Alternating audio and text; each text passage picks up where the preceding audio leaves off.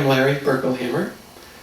I'm here with Dr. Erik Peper, a world-renowned authority in psychophysiological self-regulation. Welcome, Erik. Well, it's a pleasure to be here. I would like to ask you about someone I have had a fascination about for decades, a man named Jack Schwarz. There was a book called Beyond Biofeedback, written by Elmer and Elise Green, in which they talked about a study, someone they had studied in their lab, Jack Schwarz, who used to stick big unsterilized barbecue skewers through his arm, and he'd be smiling, no bleeding, no infection. And he later said that when he would skewer his arm, he would imagine that he was just sticking the needle through the arm of a stuffed chair. Are there many people who can do this? I think that specific skill, and we had the opportunity with myself and Ken Pelletier together also ran Jack Schwarz at SRI many years ago.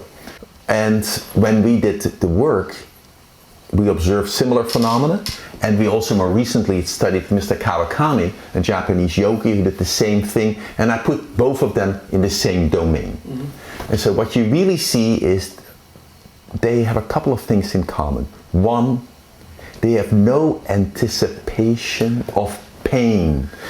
When we think of sticking, Jack Schwarz took a rusty sailor's needle through his biceps.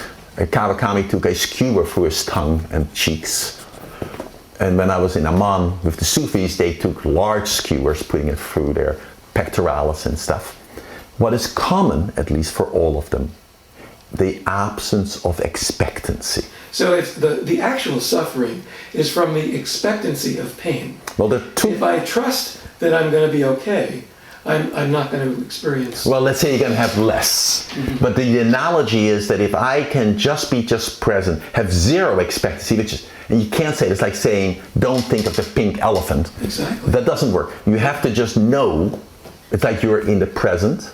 You have never known it would hurt. It's a little bit close to little kids. When a 2-year-old falls, sometimes it falls, it doesn't cry right away. It's more like a shock to the system. It's surprised, then it looks around for mommy, and when it sees mommy, it goes, ah! So the child is actually crying when it sees mommy's expression. Correct. It wasn't crying from the pain of the fall. It was more a shock. So what both Jack Schwarz, and when we ran him in the laboratory, he produced mainly alpha activity, and also Kawakami produced that more, is they don't show any orienting response, no startle response. So you look at their physiology as if when they feel something, they are not reacting to the feeling.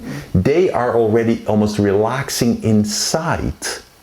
And when they do that, and that's most mind-boggling, but that is almost like that sense of yogic perspective where you learn to have a sensation, just to be there and not amplify, and just bring your attention back.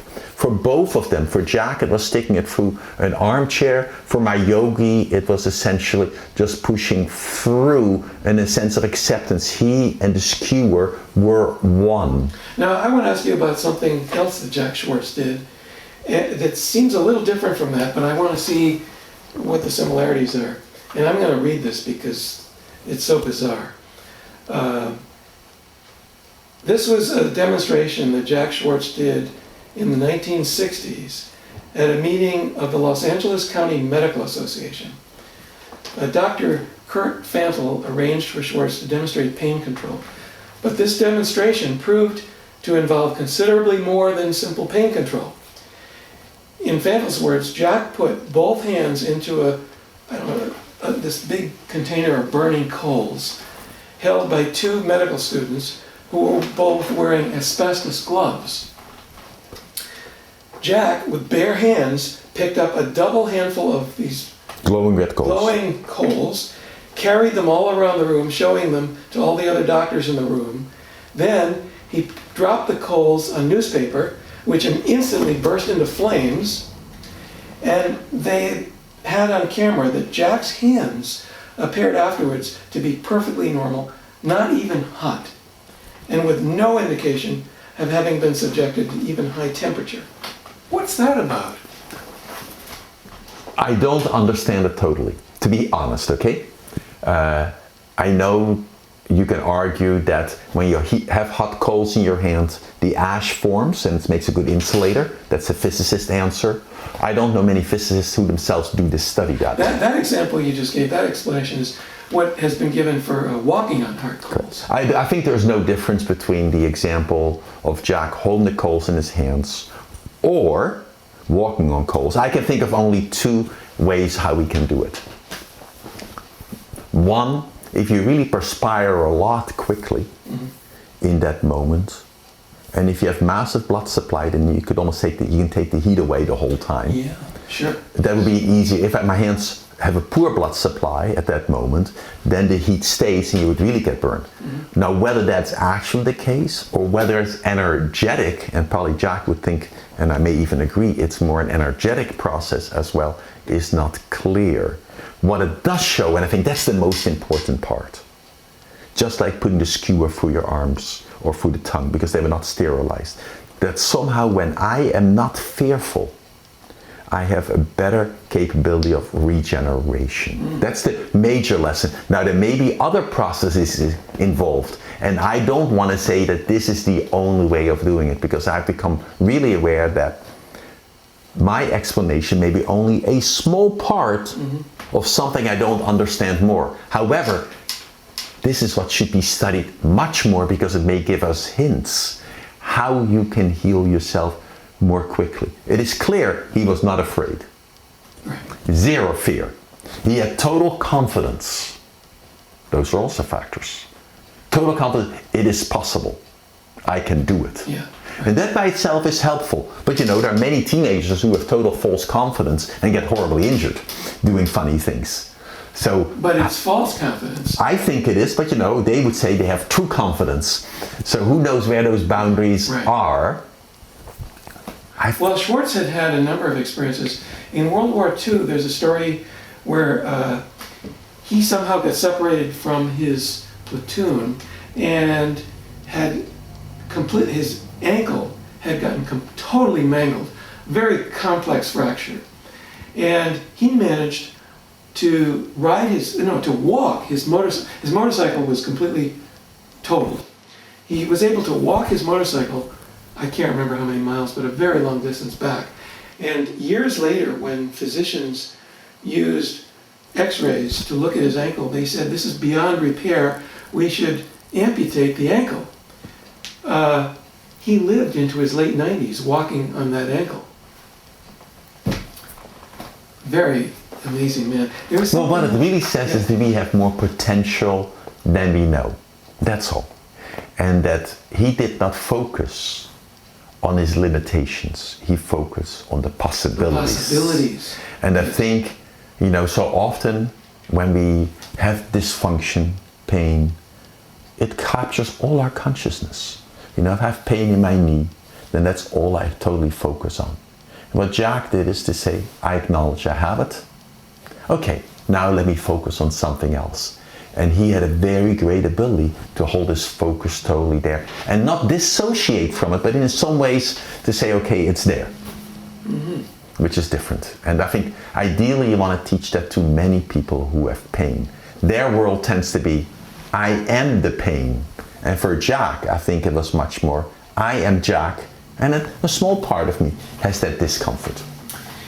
So is there a way we can all learn to do this to some extent? Not that we're going to want to all go around sticking pins in ourselves and, you know, with big unsterilized barbecue skewers, or picking up hot coals, but it occurs to me that this skill that he had could be very beneficial when we go into medical procedures or anything, any stressful situation.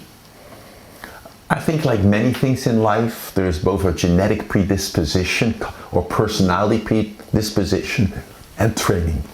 In terms of genetic, the Greens, Elmer Green, did play tricks on Schwarz to make sure he felt pain, that he would surprise him with a little needle or something, and Jack felt the pain. Yeah, what I meant was more maybe personality, that some people have an easier time focusing their attention almost at birth, and others not. You look at little kids who are about 3 years old, you do the marshmallow test. You have them sit in a room with a marshmallow, and then you ask them I'm going to leave for 15 minutes. When I come back, if you do not eat the marshmallow, you'll get 2 or more. Right. If you do eat them, it's okay. And some of the kids would eat the marshmallow right away because they couldn't help themselves. Right. And you could say that's a kind of temperament. It's also changeable. It's certainly temperament. We don't know how much of it's genetic and how much No, of it's... let's use the word temperament is probably the best way. Yeah. However, we are not fixed in temperament. That is what I want to say. Yeah. That we may be one temperament or the other, and then we have family and self-conditioning and training. And that's the whole purpose of what school does to a certain extent, schooling does. That's the purpose of many meditative practices. Yeah. Those are really skill mastery training procedures to be able to hold your attention on an object or vice versa, not on that object. And it truly is conditioning and training, And intention.